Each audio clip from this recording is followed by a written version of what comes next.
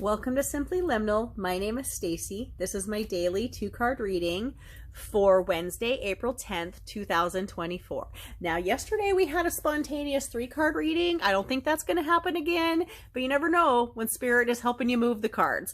So this is the end of the week. We've worked with the Liminal Forest Oracle by MJ Cullinane all week. This is going to be our last day with it. It came just in divine timing for the readings this week.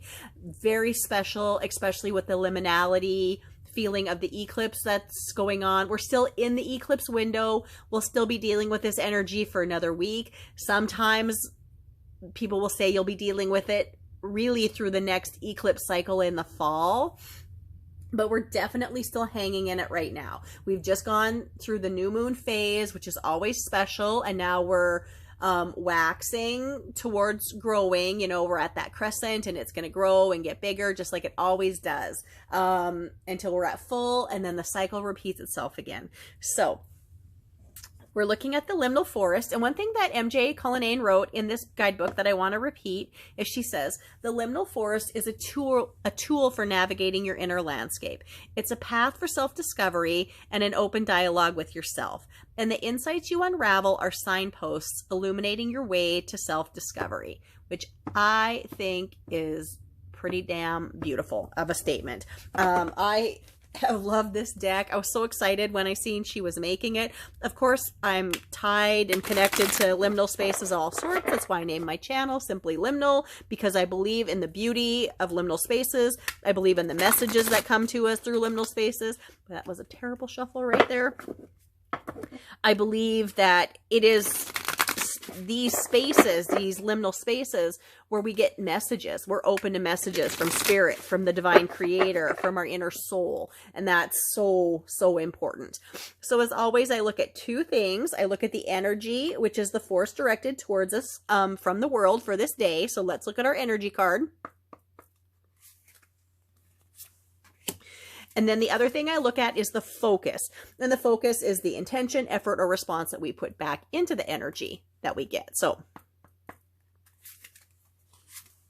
all right, back to routine. No jumpers like yesterday at the end of our, well, the whole reading, but I believe we were given that third card. All 3 cards jumped out, but for a reason. But today we're kind of back in the status quo, getting ourselves established to what is normal. Now, before I start these readings, I always open a circle of light and love and protection around myself. And that circle extends to you as well as myself and anyone who watches these readings, no matter when that's going to be, today, tomorrow, next week, or next year.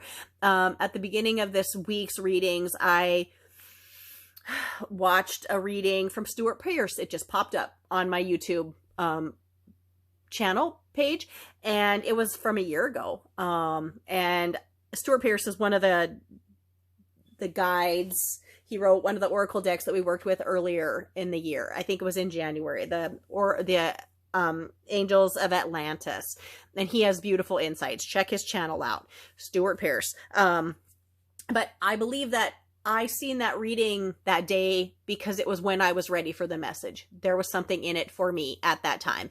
Not a year ago, it wouldn't have had the same impact for me. But that day, that was when I was meant to see it. So I believe that no matter when you see these readings, there is some message in it for you. So let us look at our energy of the day. We have Compass. This is an interesting card. This is one that really stuck out to me when I first looked through the book, and not the book, but the cards. So we have crows here. They're all pointed in one direction, which I felt was interesting because I'm like, are they all flying in the direction of true north? And when I say true north, I don't necessarily mean like the north or the North Pole, but our true direction where we're supposed to be headed in our life. And the compass, there's not one compass. There is a star here, a 5-pointed star, but not a compass like we normally think of, yet everything is going in one direction. And I believe that that is our compass. That direction is guiding us to go in the direction that we need. So let's see what MJ says about this. And also let me take a drink of my water really quickly. I got so excited. I got thirsty. So the compass card. which we haven't pulled. So this was interesting. So far this week, we've only had one repeat card, and that was our third card yesterday. The Common Ground card. Our kind of all three cards jumped, but let's see. I just turned to the Common Ground card or reading in the book. Let me find Compass here. All right. She says, our potential unfolds when we surround ourselves with individuals who act not as destinations, but as compasses. A compass keeps you on track, moving you in your intended direction, and lets you know that when it lets you know when you're straying off course. These are the people who, through their wisdom, patience, and understanding, guide you subtly yet profoundly. They don't dictate your destination or map out every step of the journey. Instead, they provide gentle nudges, aligning you with your true north. Oh, there's true north. I said this wasn't necessarily true north, but there it is. The metaphysical true north. Their presence is like a beacon in the fog, never overbearing, always reassuring. By embodying the quality of a true mentor, they ensure that you remain steadfast in your pursuit, even when the path becomes obscured by the inevitable challenges life throws your way. Such compasses in our life do more than guide. They inspire and motivate through their actions and resilience. Observing them tackle their journeys with integrity and grace provides a template for us to emulate. They share their insights not by preaching, but through doing. This subtle mentorship is invaluable, for it teaches us to dream and act with purpose and passion. Who serves as a compass for you? So this is a beautiful card. And I will tell you, I think that it has multi-meanings, because I believe that I serve as a compass for some people. And I believe that some people serve as a compass for me. And we all serve as a compass for each other in different ways. We are all here to help guide other people. We are all here to grow. One of the reasons I established this channel and wanted to do these readings is because I have found so much guidance through these oracle cards that I want to share the beauty of them and the message of them and the way they help us connect to spirit with other people. And so I share these readings with you to help serve as a compass, and other people do things to help serve as a compass to me, to help guide me in the direction I want to keep going. And if we all keep helping one another, what a beautiful, beautiful, beautiful hope we have for the future. So let us look at our focus card for the day.